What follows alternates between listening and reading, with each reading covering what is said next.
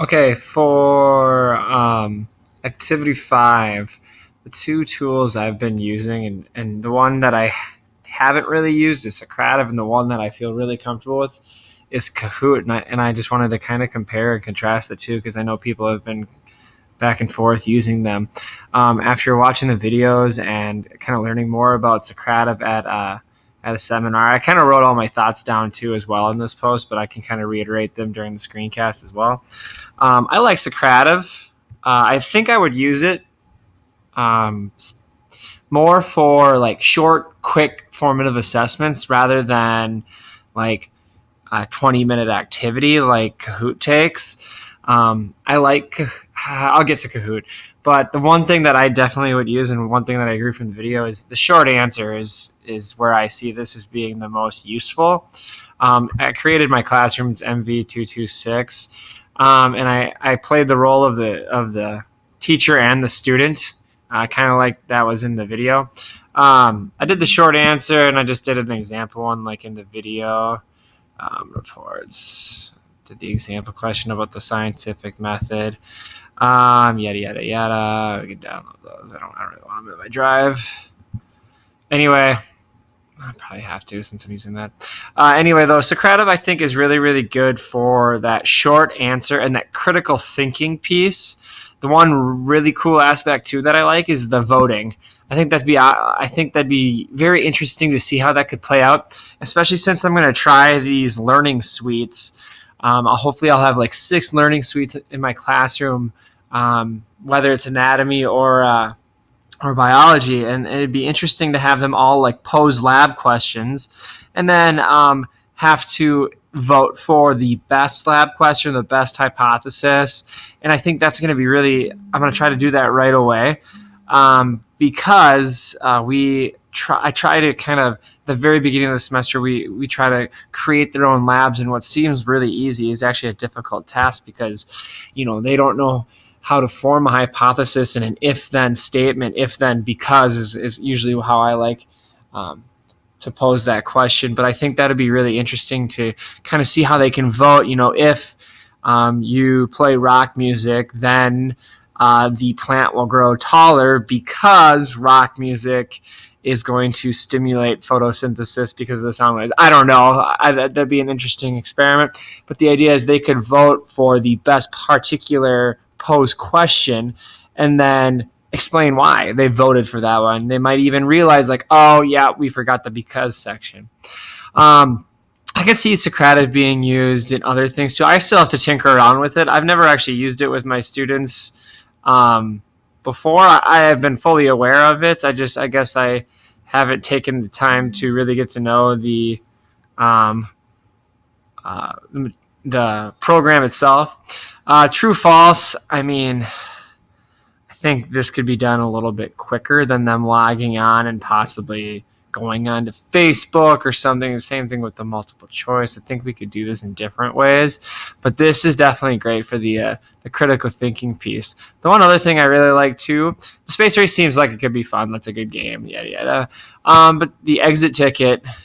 No, sure. No, I want to go to my normal one. Where's my exit ticket? I have one in process. No. Where did I don't know where it is. Again, like I said, I kind of have to, play with it a little bit. Oh, where's my in progress thing again?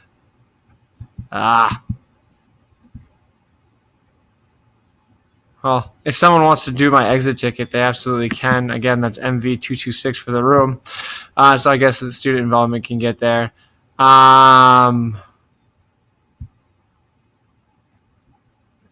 Where? I don't get it. I'll have to ask you about that, where my exit ticket went. Maybe it's whatever. Anyway, though, that's kind of how I mentioned about Socrative. I also mentioned a few things in my actual post on how I think it would be kind of cool to use. Anyway, on to Kahoot. I think Kahoot is awesome. There are drawbacks, though. I don't want Kahoot in IT.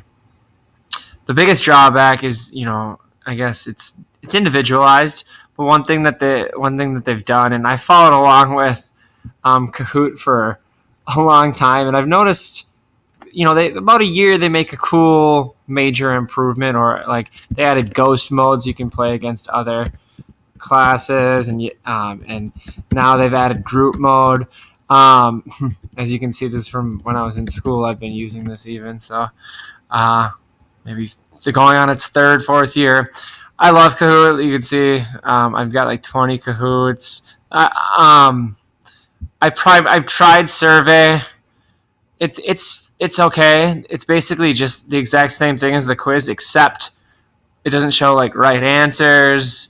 I use the Survey for one particular um, um, unit, and that's actually the sexual reproduction, or like how much they know, basically. You can see all these different types of Kahoots. I think they're great because they, I guess, induce that competition, and the best thing that I get about from this from Kahoot is that I get a genuinely thought out formative assessment. I don't like to use this as summative because sometimes they can get logged out with their phone, they let their phones rest too long. If I was using it as, and then also I don't like grading quizzes when there's time involved. I get that there's a good component of the ACT, but a lot of times kids just like they panic because they feel rushed because the person next to them already answered it and they want to get points. So I think the Kahoot points are enough for them to actually be fueled to do better on this.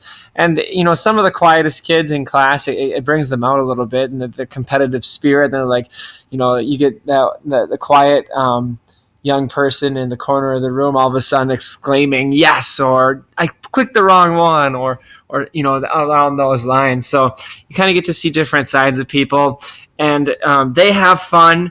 They are trying their absolute best, and I'm getting a good, in my mind, an accurate description of where that class is at particular, and even where each student is at. Created a game for ecology last year, and we used Kahoot as and I basically, when kids got less than 70%, it was an individualized learning pacing game for a unit. It worked really well. There are obviously some drawbacks, but I was able to go back with those kids who weren't able to get 70%, and basically remediate their learning. Anyway, though, Kahoot has always been a good. Even blind Kahoot. I don't even know what that is yet, but look at this. Yeah, I'm excited to see this now too. I think they're both really good tools. I think with any type of technology, using it effectively and knowing how to use it is probably the key piece. And then leading the kids through it with examples and even a practice round is a great way to intro it into your classes. But yeah, that's kind of my review. I think that's what I needed to do. Yeah, and then I'll try to complete 2 other nerds assessments as soon as they get them up. I think only a couple are up at this point, so I'll have to wait and come back to that. Okay, well, thanks.